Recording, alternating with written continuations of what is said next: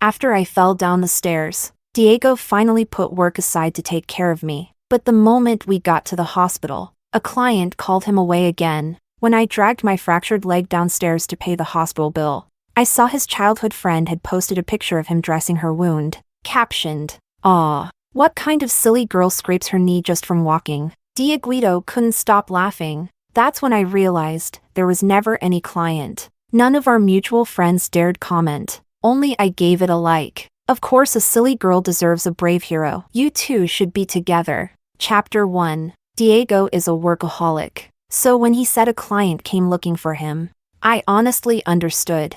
I even told him work comes first and urged him to go, "Don't worry about me." But when I hobbled downstairs on a broken leg to pay, and saw Lisa's post of him kneeling to dress her wound, with the caption, "Aw, what kind of silly girl scrapes her knee just from walking?" Dieguito couldn't stop laughing. A lump formed in my throat. I confronted him. We had a huge fight. He was annoyed. "You get mad so easily. If I told you the truth, would you have stayed calm and recovered properly?"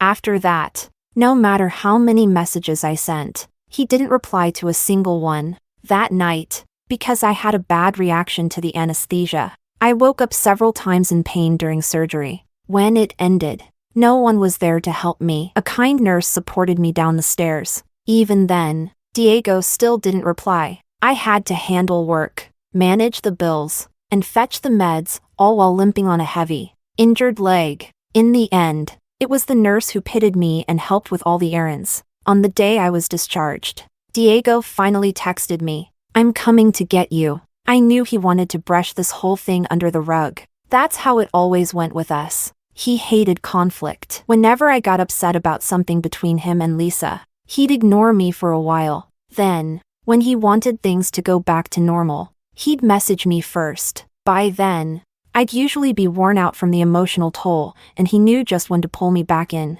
Sometimes this took 3 days, sometimes 2 weeks. Before, I'd be thrilled he was finally making time for me. But now, I don't know why, I felt nothing. The days I spent handling everything alone had already cooled my heart. I replied simply, "No need, I've already completed the discharge." He replied instantly, "Then let me pick you up." "No, I'll take a cab. I'm already on my way. Wait for me, I'll be there in 30 minutes. Chapter 2. Half an hour passed. Diego never showed up. By now, it was dark. The time hit 9:30 p.m. And I hadn't received a single message. I didn't ask where he was. 10 more minutes passed. Still nothing. I opened the ride-hailing app and ordered a cab. By the time I got home, it was already 10:30. The driver saw me struggling on 2 crutches and kindly helped me up to the 5th floor. The hallway light was broken, and there were no security cameras, so I stayed on a video call with my best friend the whole way. The driver didn't mind my precaution. He dropped me at my door and left without a word. Diego still hadn't messaged me. I didn't question it. I got inside, sent the driver a tip, then cleaned up and sank into the couch. A new post popped up. From Lisa. A new photo, Diego again, treating her wound. Captioned, "Dieguito had just left when I fell again. I must be the clumsiest girl ever. Haha, he kept teasing me while bandaging me up. It was too funny." Chapter 3. When I first found out Diego had a childhood sweetheart, I was really thrown off. Even though it hurt every time, I still couldn't stop watching their every move like a hawk. I never expected her to add me on WeChat. Later, I found out Diego gave her my contact. He said, "I'm really busy with work. Lisa's all alone in City C. If anything comes up, could you help look after her?" I wasn't someone who checked WeChat posts much, but after that, I started scrolling often, and then, because of the flirty little updates she posted with my boyfriend, I fought with Diego constantly. In the past, I would have blown up, called Diego right away and demanded an explanation. But now, I just gave the post a like, and commented, "A silly girl belongs with her brave hero. You two should be together." Sandra called. I picked up. "Gabby, I got approval from upstairs. Your annual salary's bumped up to 1.3 million. Sound good?" The company was expanding. There was an urgent need for a director in Hong Kong. They specifically asked for me, but I had declined, said it was too far from home. Also, I asked for this every 5 months. You'll get half a month off. You'll still get time to go back and see your guy, okay? Turns out Sandra always saw through me. She knew it was never about the distance from home. It was always about how far I was from Diego. I smiled. No need for the time off. Sandra, when do I start? She was stunned for a moment, then quickly lit up. End of this month. It's a deal. No take-backs. I'll handle the HR handover tomorrow. I opened my laptop to catch up on work. I didn't even hear the door open. When I looked up, Diego was standing there, brows furrowed. Why didn't you answer your phone? I checked. Sure enough, several missed calls. Around midnight, I went to the hospital to pick you up, and you weren't there, he said, clearly irritated.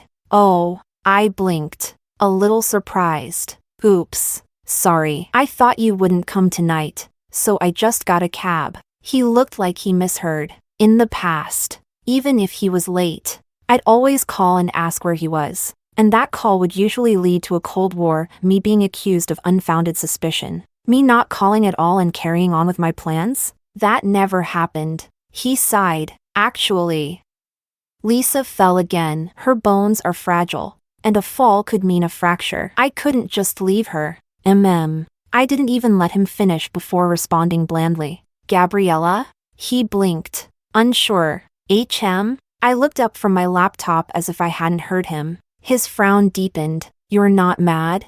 Why would I be? I smiled. You guys grew up together, I know that. It's fine. He exhaled sharply and sat beside me. You are mad, aren't you? No, I smiled again. I stopped caring about that stuff a long time ago. He let out a breath and took my hand. I know I was wrong. Let me be the one to apologize this time. Can we just move past it? I tilted my head and chuckled softly. Really? It's okay. You don't need to make it sound so dramatic. Shock flickered in his eyes. It was the first time he had taken the initiative to apologize, and I didn't even throw him a bone. But honestly, when someone's no longer in your heart, it's hard to even get angry. I glanced at the clock, closed my laptop. It's late, Diego. I'd like to sleep. I stood up, but a sharp pain shot through me and I collapsed to the floor. Gabriella! Diego rushed to catch my arm. I pushed him away, without a hint of anger. It's fine, I just forgot my crutches. He frowned. Why do you need crutches? I answered lightly. Fractured leg. He froze. Maybe he remembered the excuse he'd given earlier, that he couldn't leave Lisa because he was afraid she might fracture something. His face shifted into something unreadable. I'm sorry. It was his first time sincerely admitting fault. He even bent down to support me. Let me carry you to bed. But I shook my head and gently pushed him away. It's all right. Just hand me the crutches. They're by the door. I can walk myself. He didn't move. Why can't I just carry you? Before, if he ever offered to carry me, I'd have thrown myself into his arms, overjoyed. But now, somehow, that offer didn't appeal to me at all. I smiled faintly. No need. I can manage. He stared at me, his gaze full of confusion. You're still angry, aren't you?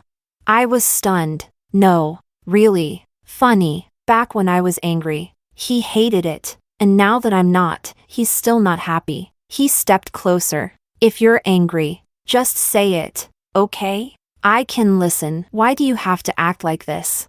Chapter 4. Diego never liked arguing. Even though he was sharp enough to spot logical fallacies in an instant, he repeatedly declined invitations from the school debate team. After he started working, he became even more silent, avoiding unnecessary words whenever possible. Whenever I got upset, he'd dodge if he could. He used to say, I'm already exhausted from work. I don't have the energy to listen to your baseless accusations.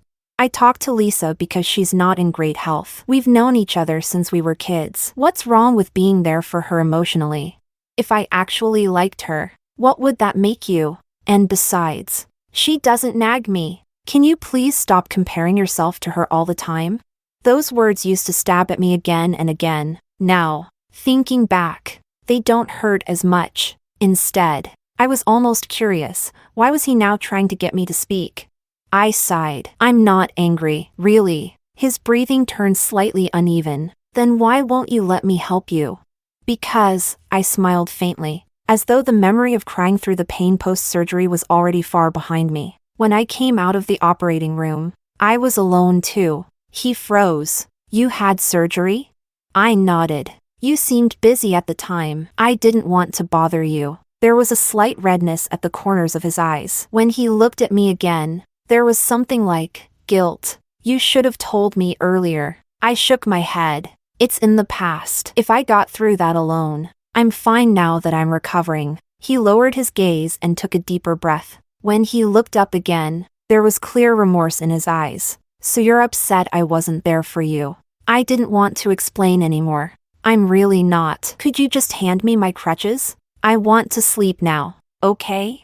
If you're not mad, then why won't you let me take care of you? He stepped toward me. I was too tired to reply. I hopped awkwardly on one foot to the door, grabbed the crutches. Stop thinking about it. Let's just sleep. His fists clenched tightly. I ignored him and walked straight to the bedroom. As I lay on the bed, I heard his angry voice from the living room. Whatever. I'm going to take care of Lisa. Then the door slammed shut behind him. I glanced at the door, turned off the light, rolled over, and closed my eyes. Before long, I fell into a deep sleep. I met Diego in university, through the student union. Back then, I was drawn to his calm, intelligent demeanor. I crushed on him for ages before I finally won him over, including our 3 years after graduation. We'd been together for 6 years, and most of that time, I'd been orbiting around him. Meanwhile, my classmates from the same year were already making 7 figures. I was still stuck hovering around 600K, thinking about how I used to top my major. I really had let a lot pass me by. I didn't message Diego again, every day. I just focused on work and studied for a certification exam. Sandra had told me if I passed, they'd bump my salary again. As for Diego, after that night, he hadn't reached out either. That was typical. If something could be said in person, he wouldn't bother saying it over text. Usually, I'd be the one rambling on, sharing updates. He'd respond with a dry okay or got it. At first, I didn't mind, until I saw the playful back and forth between him and Lisa. That was when I stopped being so calm. That fight, too, had ended in his usual cold shoulder routine. Back then, those memories would hurt. I'd cling to the pain, find a new excuse, and argue all over again. Now, when I think of it, it just passes. Honestly, the upcoming raise is way more exciting. I had been thinking of inviting Diego to dinner, just to talk, sort things out, but unexpectedly, he messaged me first. He sent a photo of a private dining room. Let's have dinner. I looked down at the restaurant app one was about to order from. Turns out, we'd picked the same place. I realized I hadn't broken my habits yet. This was Diego's favorite restaurant. I'd even secretly learned to cook their signature dishes for him. But he always said eating at home was inconvenient. It was easier to just go to the restaurant. So all that effort? Wasted. That's a habit I'll need to change. Okay. I replied simply. At 7 p.m., I pushed open the restaurant door. I no longer needed the crutches. But I still couldn't walk properly. My gait was uneven. The server helped me to the private room. As I opened the door, the first thing I heard was laughter. Really? Your girlfriend actually said that? I'd never be that petty if it were me. Lisa was sitting beside Diego. The only seat left for me was across the table. I paused, surprised there was a third person. Diego looked at me and gave a gentle smile. You're here. We were just reminiscing about old times. As he spoke, he subtly watched my expression. Oh, then go ahead. I smiled lightly, walked to the empty seat, and sat down. Diego's face changed slightly. I turned to the server. The menu. Please. Thank you. He handed it to me, but before I could even hold it for a second, it was snatched away. Lisa beamed as she leaned close to Diego, pointing excitedly. Dieguito. This one's delicious. And this, and this too. Diego chuckled and looked at her with indulgent eyes. You little foodie. This is all just stuff you want to eat. Huh? Lisa pouted. But it really is good. Diego marked the items she'd pointed at, then handed the menu to the server. The server hesitated. glanced at me. Only then did Diego seem to remember I was there. He handed me the menu. Oh, right. You pick something too. I knew that look all too well. Back when we first started dating, he'd use that same look to study me whenever I got upset. He also used it during the rare debate competitions he joined to scan his opponent for weakness. He was doing it now, searching my face for cracks. But I just skimmed the menu, smiled, and said, "Looks good." Lisa's got pretty decent taste. His hand paused in midair for a second. As if he'd misheard me, I handed the menu back to the server. Thanks. Chapter 5. After handing over the menu, Diego's expression didn't look too good. Lisa clung to his arm and looked at me cheerfully. "I heard Dieguito made you mad earlier. I just gave him a good scolding." I was replying to a client's message. Hearing that, I looked up and smiled. "Oh, that? It was nothing, just a small thing." But Lisa clearly didn't agree. She leaned even closer to Diego, pinched his cheek, and said, "Don't take it the wrong way. We've always played like this since we were kids. I wouldn't go for this blockhead anyway. Don't worry." I smiled and continued texting. "Actually, the reason Dieguito takes such good care of me is because he owes me his life." Diego chuckled affectionately. "Shoo, don't bring that up." "Why not? You clearly didn't tell her." Lisa pouted. "You don't know, but back when we were kids, Dieguito had a huge fight with his parents and stormed out during a storm. I went out to look for him and fell. My leg never healed properly. And at the hospital, we found out I had a congenital bone density issue. That fall nearly crippled me."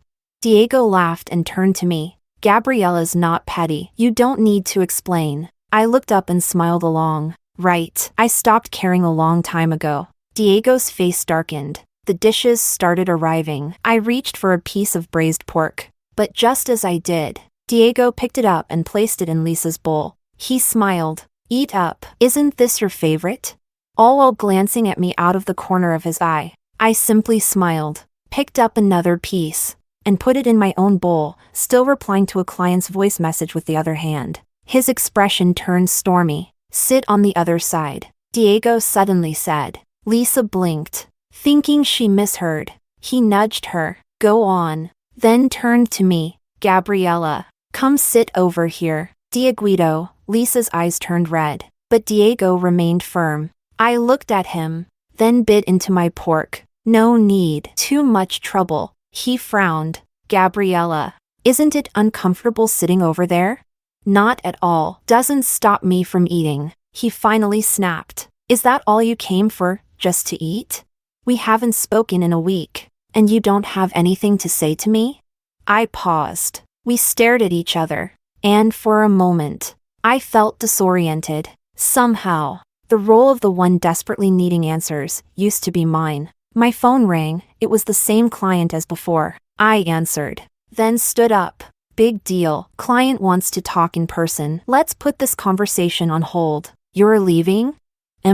I walked toward the door with a polite smile. "You two enjoy your meal. I'll take you." Diego stood up. "No need. I'll get a cab." "Come on, I'll drive you." Not wanting to waste time arguing while my client waited, I smiled. "Thank you then." His eyes were filled with complicated emotions. Lisa quickly followed. "I'm heading back too." "Dieguito, take me home." "Yeah." Diego looked at me. I smiled. "We're headed the same way." "Why not?"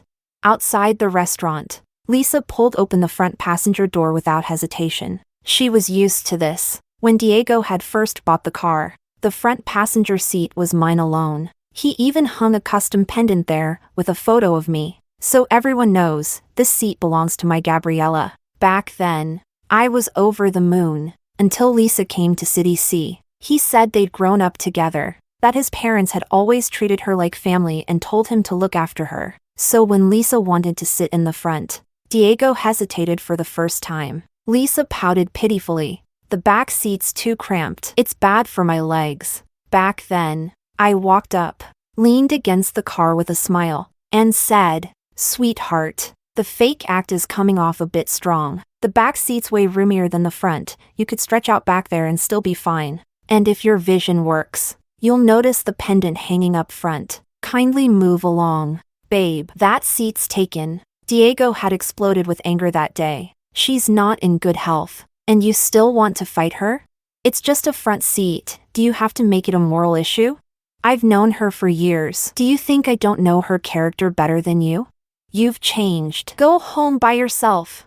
He opened the passenger door for Lisa. That night, I called Sandra to pick me up. By the time we got back, it was completely dark. Sandra was worried about me being alone at night, so she stayed until I got upstairs safely. Diego never messaged me, not even once. The next day, the pendant on the front seat was gone. You sit in the back, Diego now said, pulling Lisa back. Chapter 6. It was the first time he'd ever chosen me over another woman. Lisa froze, her eyes turning red at the corners. Dieguito. I always sit here. Just sit in the back today. His voice was tinged with impatience as he looked up at me, but I had already opened the back door. It's fine, doesn't matter where I sit. Let's just go. Diego gripped the steering wheel, stealing glances at me through the rearview mirror. Whenever our eyes met, I simply smiled and went back to taking client calls. Polite, distant, since he remained silent the entire ride. Lisa eventually grew annoyed. Dieguito. I've been talking this whole time and you haven't replied once. I'm gonna get mad if you keep ignoring me. Don't distract me while I'm driving. At last, he gave her a response. Ironically, that only made her sulk more. Arms crossed, lips pouted. She stayed that way the entire ride. I didn't say a word. Once we arrived, I got out and left with a simple, thanks. Diego instinctively reached out to help me, but a coworker beat him to it. It's all right, you should go. I glanced at the upset Lisa in the passenger seat. Wouldn't want her getting hard to handle. Diego's fist clenched suddenly, like he was trying to suppress something. His gaze stayed on me until I disappeared into the building. I never looked back. I still hadn't contacted Diego. In the past, I used to message him daily, nagging him, flirting, anything to get a response. Now, 3 whole days had passed before I even remembered he existed. Since walking was inconvenient, I stayed at the office. Diego was a notorious workaholic anyway. Going several days without coming home was normal for him. But then, he messaged me first. My parents want to see you tonight. I paused. I remembered when I joked about wanting to meet his parents during a trip to his hometown. He had hesitated, saying, they're not ready yet. Then, when his parents visited him in City C, he didn't come home for days. By the time I'd prepared gifts to welcome them, I found out they'd already been sent back. He said, they were just here for fun. If you meet them, you'll say all sorts of nonsense and upset them. When the time is right, you'll meet them. Don't rush it. So after all that secrecy, why was he suddenly offering to introduce me? That said, his parents had always been kind to me, even though we'd never met. They'd sent me plenty of gifts through Diego. I still had a Chanel bag they gave me. Sitting at home, okay, I replied. I got some gifts together. Diego picked me up and brought me home. And the moment we opened the door, laughter spilled out from inside. There was a third person. Sweet girl. If Diego ever bullies you, just tell us, we'll deal with him for you. Lisa giggled in his mother's arms like a pampered child. They looked just like a happy little family. I hadn't expected someone else to be there. I froze. In that moment, Diego glanced at me, a rare flicker of panic in his eyes. I didn't invite her. I swear. I didn't know. Lisa sat up and beamed at him. Dieguito, why didn't you tell me your parents were here? Don't make them think I don't care. She glanced at me with not so hidden intent. I smiled softly. It's fine. We're all one family, aren't we? Diego frowned. I walked in calmly and placed the gift bags on the table. Hello, Mr. and Mrs. Ruiz. I'm a friend of Diego's. His parents were momentarily stunned. Diego rushed to cut in. She's my girlfriend. That's when they smiled warmly. Gabriella, right? Come. Sit down. Diego's always talking about his girlfriend. We've been wanting to meet you. I gave a gentle smile. Actually, Mr. and Mrs. Ruiz, Diego and we're not in a relationship. What? They looked at Diego in shock. You have another girlfriend?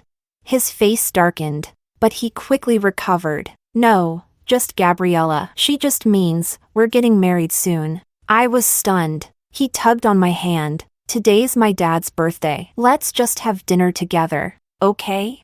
His father turned to me, eyes full of anticipation. Really, Gabriella?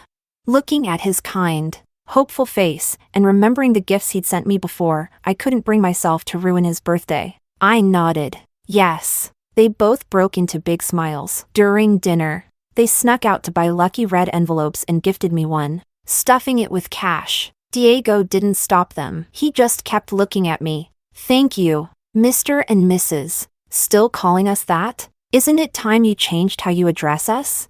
I smiled. Thank you, Mom. Thank you, Dad. As joy lit up their faces, Diego finally seemed at ease. After dinner, when I returned to the office, I quietly tucked the red envelope under the shoe cabinet. Chapter 7. At his parents' urging, Diego drove me back to the office. He seemed much more relaxed, his tone steady again. I know I've wronged you lately. I want to apologize.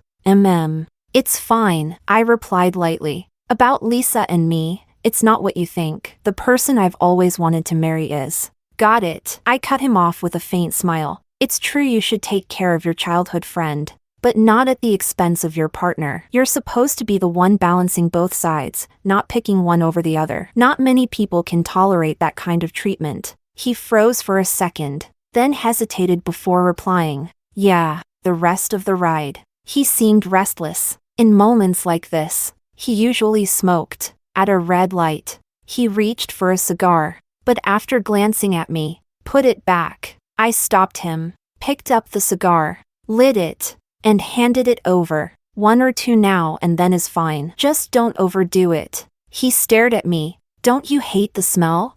I leaned on my hand, smiling. It's okay. Go ahead. After all, this would be the last time. He took a puff, but his expression didn't ease, if anything. It clouded over with concern. Diego's instincts had always been sharp. With his intelligence, he could tell something was off. I leaned back casually. You're really capable, Diego. But when it comes to relationships, your way of handling things, well, it's lacking. You ignore how your partner feels, and when conflict arises, you run away from it. I know you never actually cheated on me, but betrayal isn't always physical, is it? If it were anyone else, another girl, Gabriella. He cut me off, his voice laced with unease. What's going on with you today? I looked down and smiled, just thinking out loud. He drove in silence, visibly unsettled, until we arrived at the company. As I opened the car door, he suddenly grabbed my wrist. His eyes were red at the corners. So, we are going to get married, right? I froze. Why are you suddenly asking that? His grip tightened, his voice trembled slightly. Right? What's all this about? Sandra bent down and peeked into the car. Gabby, your client's waiting. Coming! I gently pried his hand off, speaking softly and quickly like calming a child. Be good, we'll talk later. So smooth, like I was brushing him off. His hand stayed suspended in the air. He was prideful. He didn't get out of the car to stop me. That night, I stayed at the office, too busy to go home. He didn't text me either. But the next evening, he called. When are you coming home? I blinked. You're home? He was rarely home. Even once or twice a month was a stretch. Yeah, I'll come pick you up. I flipped through some documents with one hand. No need. I'll be home late. It's okay, I'll wait. I didn't know why he was suddenly being attentive, but the truth was, I didn't need him to be. Don't bother. I'm working late with coworkers. They offered to drop me off. He went silent for a while. I said hello a couple of times, and finally, he exhaled shakily. Is it a male coworker? No. Why? Another pause. Then he muttered, nothing, just be safe. Talk later. When I got home, the faint scent of smoke lingered in the air. The lights were off. Diego was on the balcony, cigarette butts littering the floor, another still between his fingers. Hearing me enter, he hurried to stub it out like a child caught doing something bad. I opened the balcony door. The smell shouldn't be that strong. I smiled. It's fine, Gabriella. He walked over, and that's when I noticed his eyes were slightly red. In the next second, his arms wrapped around me tightly. I'm sorry. All those times you waited for me, was it this painful for you too? My mind drifted back in time. Back then, he barely came home once a month. He finally agreed to come home for dinner. I spent hours cooking an entire spread, waiting for him, but the whole day passed before he finally walked in like nothing happened. I sat at the table full of cold dishes, asking him why. He looked exhausted and replied, I was going to come home, but a coworker gave me 2 concert tickets. They're hard to get. So I went. My chest tightened. With Lisa? He sighed. You don't even like that kind of music. But Lisa's a huge fan. Even if I don't like it, I still want to go with you. I'm your girlfriend. I rarely raised my voice, but this time, I did. He exhaled, rubbing his temples. I don't want to argue, Gabriella. I clenched my fists on the table, trembling. I thought you remembered. Diego, today's my birthday. All I wanted was to have dinner with you. And what did you do instead? He finally paused, his tone softening. Sorry, I forgot. Let's celebrate now. I shook my head as tears streamed down. It's already past. It's the next day now. He tried to stop me from heading to the bedroom. Are you seriously making a big deal over this? It's just a few hours. I didn't mean to forget. I struggled against him, but he forcefully sat me back down at the table. It's just a birthday. I said I'd celebrate. Why are you making such a fuss? What's the point? I slapped him across the face. The only time I ever hit him. He let go. 3 days later, a small cake and a necklace appeared on the dining table, but he never apologized. So, why did you come find me today? He flinched, putting a little space between us. He seemed genuinely surprised. Gabriella, today's your birthday. Chapter 8. I glanced at the calendar and suddenly realized. Thanks. I would have forgotten if you hadn't reminded me, I said with a smile. But it's late. Let's just skip it. No. He grabbed my hand, unusually insistent for someone who always saw anniversaries as pointless occasions. This day matters. It's your birthday. Really? Let's not. I'm busy. Gabriella.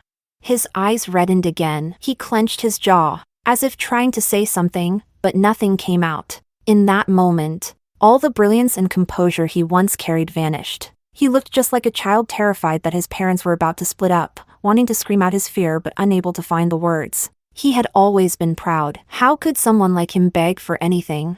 Thinking about what I was about to say, I decided it was better to part on peaceful terms. All right then, let's celebrate. His jaw tightened, muscles bulging from how hard he was clenching his teeth. But, Gabriella, it's already the next day. I looked at the clock, just past midnight. Why didn't you come home earlier? He asked. I looked at him calmly and replied. It's just a few minutes, right? I forgot. Doesn't mean I didn't want to celebrate. He stiffened, still holding my hand. It was as if those very words had come from his own mouth long ago. I gently pulled his hand, leading him toward the table. Come on. And by the way, there's something I've been meaning to tell you for a while. There was a cake on the table, candles already placed. As I lit them one by one, I said softly, this cake isn't just for a belated birthday. It's also for something we've needed to talk about for a long time. Forget it. Diego suddenly stepped back. I turned around. He was grabbing his coat, clearly in a hurry. Gabriella, I just remembered there's something urgent at work. Your gift is under the table. I've got to go. Hey, I started to speak, but he was already halfway out the door in under 3 seconds. Like he couldn't get away fast enough. I blinked, then looked down and pulled the gift out. It was a classic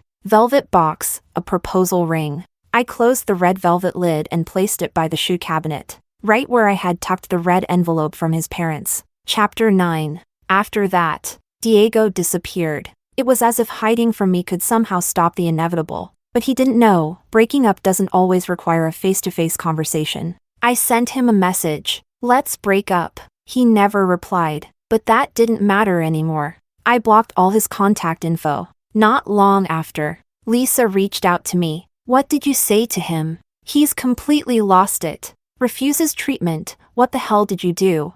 I paused. Something happened to him? Chapter 10. When I arrived at the hospital, I finally learned what had happened. Diego had thrown himself into work obsessively, barely eating, barely sleeping. Not even Lisa could talk him down. He kept saying he had to forget something. Then, during a factory inspection, there was an explosion. The flash had temporarily blinded him, but he refused treatment. All he did was scream for someone named Gabriella, until they had no choice but to sedate him and force him into surgery. During his recovery, Lisa tried to mimic my voice to feed him. Every time, he saw right through it, so he starved himself, as if letting his condition worsen might somehow bring me back. I stood at the doorway of his room. He lay in bed, listening to an old voice message I'd once sent him. A single tear slid from the corner of his eye. The doctor said you're not supposed to cry. At the sound of my voice, he bolted upright, arms flailing in the air. Gabriella? Is that you? You're here? I picked up the bowl of porridge on the table, scooped a spoonful, and brought it to his lips. This time, he didn't resist. He swallowed it quietly. You don't need to do this. I'm leaving soon. He frantically reached for my hand. Once he found it, he gripped it with both of his tightly. It's okay. I'll wait. Just come back to visit me after your trip, all right? I won't be coming back. His unfocused eyes blinked, but panic was unmistakable. Diego, I'm moving to Hong Kong. His lips trembled. He opened his mouth, but the words struggled to form. Eventually, he forced them out. It's okay. I'll wait. No matter how long it takes. Or, I'll heal faster. I can leave my job and follow you there, ***.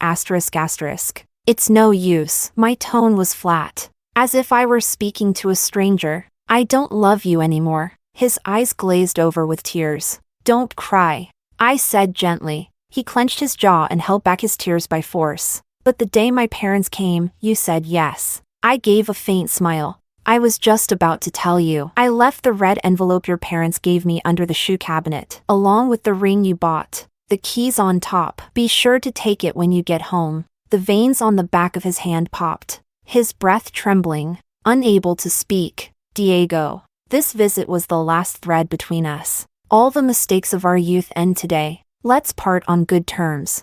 I wish you and me both a bright future. I pried his hands from mine, firm, but gentle. By the time I reached the door, it was as if he suddenly realized this was the last time he'd ever see me. He lunged out of bed in a panic. Gabriella, don't go!